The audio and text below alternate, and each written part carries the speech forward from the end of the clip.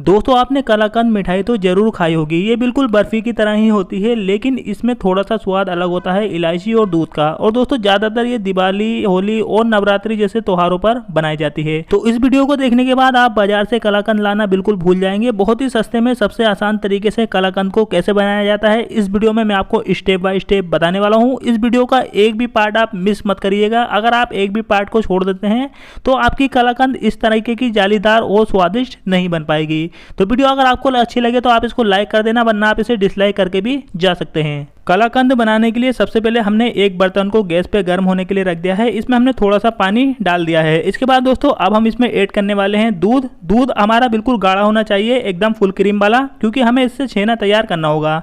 तो आप मिल्क कोई सा भी ले सकते हैं, इससे कोई फर्क नहीं पड़ता है, लेकिन जितना अच्छा आप मिल्क लेंगे उतनी ज़्यादा आपकी कलाकंद बनेगी। तो चलिए हम दूध को उबालने के लिए रख देते हैं, क्योंकि हमें दूध का छेना निकालना होता है। तो दूध को गर्म होने में थोड़ा समय लगेगा।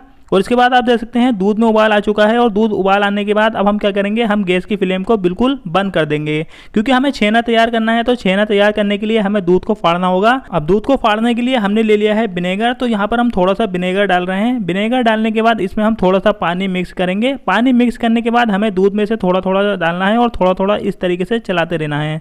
तो जैसे कि आप विनेगर को दूध में डालेंगे तो आपका जो ये दूध है एकदम से फट जाएगा। तो दूध आप बिल्कुल गर्म करने के बाद हल्का सा ठंडा कर लीजिए और इसके बाद आपको विनेगर को दूध में डालना है। तो चलिए अब हम दूध को थोड़ी देर के लिए रख देंगे, जिससे कि हमारा दूध अच्छी तरीके से फट जाए। तो 10-15 मिनट हमें इंतजार करना होगा और हमारा दूध जो है अच्छी तरीके से फट जाएगा। तो इसी तरीके से आप विनेगर का इस्तेमाल कर सकते हैं। अगर आपके पास विनेगर नहीं है तो आप नींबू की 2-4 बूंद डाल के भी दूध को फाड़ सकते हैं। अब यहाँ पर आप देख सकते हैं हमारा दूध अच्छी तरीके से फट चुका है। अब हम क्या करेंगे, हम दूध को अच्छी तरीके से छान लेंगे किसी एक छन्नी की मदद से। तो यहाँ पर हमें इसका छेना तैयार करना है। तो छेना तैयार करने के लिए हमने एक कपड़ा ले लिया है। कपड़े के नीचे हमने एक छलनी रख दी है और इसके बाद हमने जो दूध अभी फाड़ा है उसको हम इसके अंदर डाल देंगे। और बचा हुआ जो हमारा छेना है उसको हम अच्छी तरीके से रख देंगे, क्योंकि उसी से हमारी कलाकंद तैयार होगी। तो यहाँ पर हमने दूध को छानने के लिए रख दिया है और छानने के बाद हमारा जो यहाँ का नीचे पानी निकलेगा इसको हम अलग हटा देंगे और ऊपर ये छेना हम बनने के लिए रख देंगे। तो चलिए हम इस तरीके से दूध को अच्छी तरीके से छान लेते हैं और इसके बाद हम इसका छेना तैयार कर लेते हैं। अब इस कपड़े को हम बांध के रख देंगे जब तक कि इसका सभी पानी ना निखर जाए। तो जैसे कि आप देखेंगे हमने सारे पानी को अच्छी तरीके से निकाल दिया है। पानी निकालने के बाद हमारा छेना बिल्कुल बन के तैयार हो चुका है। छेना बनने के बाद अब हम क्या करेंगे, अब हमें किस तरीके से कलाकंद बनानी है वो आप ध्यान से समझिए।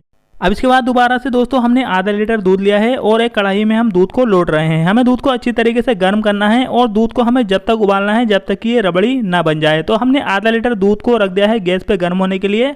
और जैसे कि अच्छी तरीके से गर्म होना शुरू हो जाएगा, इसके बाद हम इस दूध की रबड़ी बनाएंगे। आपने रबड़ी तो खाई होगी, इसी तरीके से आपको इसकी रबड़ी बनानी है। तो चलिए हम थोड़ी देर इंतजार करते हैं और देखते हैं हमारी रबड़ी कैसे तैयार होती है। तो जैसे कि आप देख सकते हैं यहाँ पर काफी गाढ़ा ये हो चुका है। अभी तक हमने इस मिठाई को बनाने के लिए सिर्फ दूध का ही इस्तेमाल किया है। अब इसके बाद हम इसमें 2 चीजें और ऐड करेंगे। तो हम इसमें डाल रहे हैं थोड़ा सा इलायची पाउडर। इलायची पाउडर से जो आपकी कलाकंद है बहुत ही ज़्यादा टेस्टी बनेगी। तो हमने इसमें इलायची पाउडर डाल दिया है। इलायची पाउडर डालने के बाद अब हम इसमें थोड़ी सी चीनी भी डालेंगे। चीनी हम इसमें ज़्यादा नहीं डाल रहे हैं, क्योंकि ज़्यादा चीनी डालने के बाद ये बहुत ज़्यादा मीठी हो जाती है। क्योंकि हमारा दूध भी काफ़ी गाढ़ा है तो ये इसमें भी थोड़ी सी मिठास रहती है, इसीलिए हमने थोड़ा सा चीनी इसमें डाल दी है। और चीनी डालने के बाद हम इसको दोबारा से अच्छी तरीके से गाढ़ा करेंगे, रबड़ी को और ज़्यादा गाढ़ा करेंगे। रबड़ी गाढ़ी होने के बाद अब हमने इसमें छेना भी डाल दिया है। जो छेना हमने अभी पहले निकाला था, उस छेने को डालने के बाद अब हम क्या करेंगे, छेने में इसको अच्छी तरीके से मिक्स कर देंगे। तो दोस्तों अगर आप चाहें तो आप छेने की कोई और मिठाई भी बना सकते हैं, लेकिन हमें सिर्फ यही मिठाई बनानी थी। अब इसके बाद दोस्तों हम गैस की फ्लेम को लो कर देंगे और इन दोनों चीज़ों को अच्छी तरीके से मिक्स करेंगे। याद रखें आप गैस की फ्लेम को बिल्कुल भी हाई ना करें, क्योंकि ये जल सकता है। और जैसे कि आप देख सकते हैं ये अच्छी तरीके से दोनों मिक्स हो चुकी है। अब हम क्या करेंगे, गैस की फ्लेम को हम बिल्कुल बंद कर देंगे। और गैस की फ्लेम को बंद करने के बाद अब हम क्या करेंगे, इसे हम किसी एक प्लेट में या फिर आपके पास जो भी बड़ा बर्तन हो आप उसमें इसको फैला सकते हैं। तो यहाँ पर हम इसे अच्छी तरीके से फैला लेते हैं निकाल के। और फैलाने के बाद दोस्तों हम क्या करेंगे, हम इसे हाथ की मदद से अच्छी तरीके से इसको फैला लेंगे। फैलाने के बाद अब हम क्या करेंगे, इसको हम अच्छी तरीके से सूखने के लिए रख देंगे लगभग 1 घंटे के लिए। तो यहाँ पर हमने हाथ की मदद से इसको अच्छी तरीके से फैला लिया है। और फैलाने के बाद दोस्तों हम इसके ऊपर थोड़े से ड्राई फ्रूट भी डाल देते हैं, जैसे कि बादाम, काजू या फिर आपके पास जो भी हो। और उसके बाद आप इसके ऊपर पिस्ता भी डाल सकते हैं, क्योंकि पिस्ता तो आपको पता ही होगा कितना ज़्यादा टेस्टी होता है। अब हमने पिस्ता भी इसमें डाल दिया है और इसके बाद हम इसे सेट होने के लिए रख देते हैं लगभग 1 घंटे के लिए।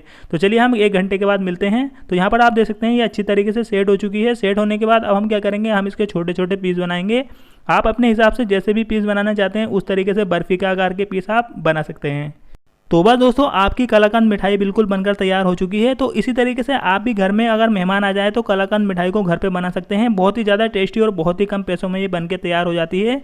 तो हमारी कलाकंद मिठाई एकदम से जालीदार बनी है। तो दोस्तों उम्मीद करता हूँ वीडियो आपको पसंद आई होगी और आप समझ गए होंगे किसी भी त्यौहार पर आप इस मिठाई को घर में कैसे बना सकते हैं। तो आपको हमारी आज की ये रेसिपी कैसी लगी आप नीचे कमेंट करके जरूर बताएं। इसी तरीके की वीडियोस रोजाना प्राप्त करने के लिए हमारे यूट्यूब चैनल रेसिपी इन हिंदी 5M को सब्सक्राइब करना ना भूलें। अगर आपका कोई सवाल हो तो आप नीचे कमेंट करके जरूर बताएं। आज की वीडियो में इतना ही। Thank you for watching.